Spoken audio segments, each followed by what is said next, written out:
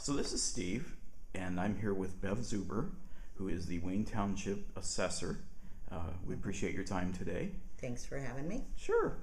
You're unopposed in this election. I am. Yeah. I'm very grateful for it. I think the state has changed a lot of the requirements to even run for the office, and they're becoming more and more difficult to be able to qualify to run. So I think that might have a little something to do with my being unopposed, but I'm grateful. How many terms would this be for you? This is just my second. Okay.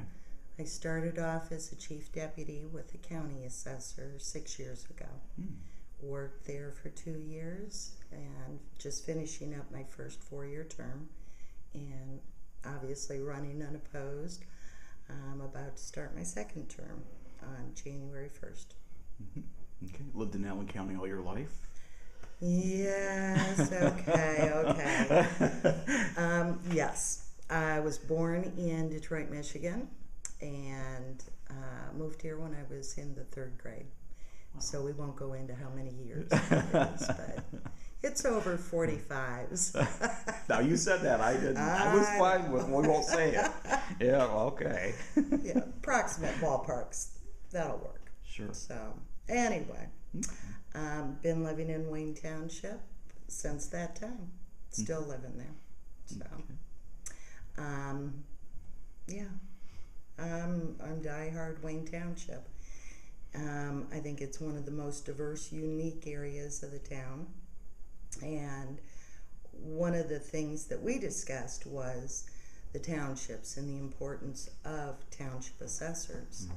And personally for me, in Wayne, there's so much that you don't find anywhere else in the county, or for that matter, a lot of places in the state. Cookie cutter neighborhoods and the reassessment that we're conducting right now. If you go into a neighborhood elsewhere outside of Wayne, and you've got one of, say, 4 to 6 floor plans, you can run through those neighborhoods relatively easily. Each house is one of those 6 to 8 plans. Sure. In Wayne, it doesn't work like that. That's one of the great things about Wayne now. Each house, you can have a house that was built 100 years ago right next to a house that was built this year, all within the same block. And it's block after block after block. No 2 floor plans are the same, no 2 designs, no renovations. Everything's just unique, special. So, in a good way. Sure. So, yeah. Well, I'm going to show my ignorance a little bit. The geographic boundaries of Wayne Township, I know you've got a good part of downtown and all of downtown. All of downtown. Yeah. Wayne is the original township. And when the founding fathers started, when Fort Wayne started growing, the founding fathers, instead of adding and dividing into different townships, they just said, add it to Wayne.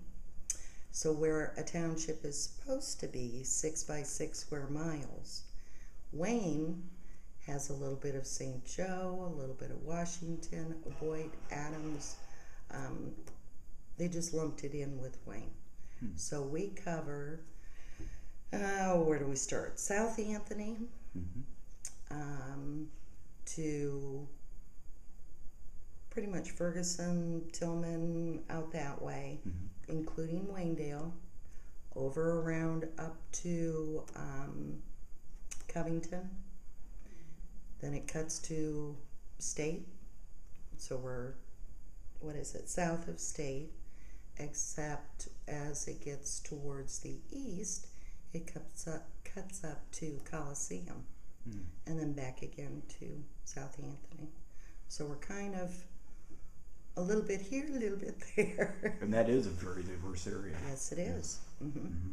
It covers everything from the Harvester area to Forest Park to Old Mill to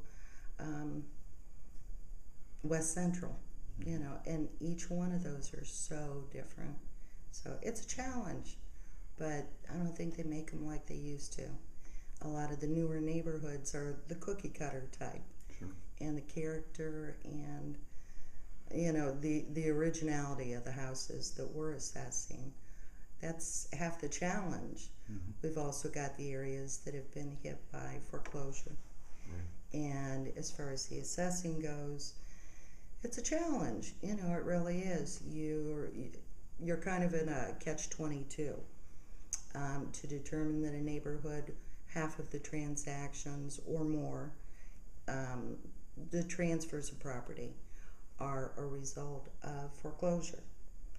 The state always looked at those as a business transaction, not an arm's length transaction. But especially starting in Wayne, as the foreclosure sales became more and more prevalent, we went to the state and argued, and it is a reflection. It is the trend for the neighborhood and the sales for the neighborhood, which reflect the value. So the catch-22 is the people who have lived there and put their lives into these neighborhoods, that is their investment, to assess their hard-earned home and watch it drop. It breaks your heart because that's their home. That's their probably one of their largest investments. On the tax side of it, it'll help them and drop their tax bill. But on the investment side of it, it's kind of hard to just take a pen and drop neighborhoods by half. So. And that's really through no fault of their own. If Right. They've been there for Victim years of and circumstances. taking care of their property. Mm-hmm. And sure. But a lot of the mortgage fraud happened in Wayne Township, and when there were sales that never should have been, houses that were sold at values or sale prices that never should have happened, and the loans were approved and appraisals were done. During that whole 2005, 2004, even 2006 to some extent, a lot of those fraudulent appraisals and loans were secured. 2 years later, they affected the values in Wayne. And what happened was a house that should have been a $50,000 house, with the surrounding houses selling for up to $100,000, but not really, as part of the fraud. Mm-hmm. Everybody in the neighborhood, their value was affected because that sale price is what affects everybody in the neighborhood. Wow. So, yeah, that trickle-down effect really did a number on a lot of the houses in Wayne. Mm-hmm. And now we're seeing foreclosures. And, I think from what I'm seeing, there is a turnaround. It's starting and it's slow. I'm very optimistic that the number of foreclosure neighborhoods we have now are decreasing. Mm-hmm. So I have faith in Wayne. We've taken some tough punches, but we'll come back.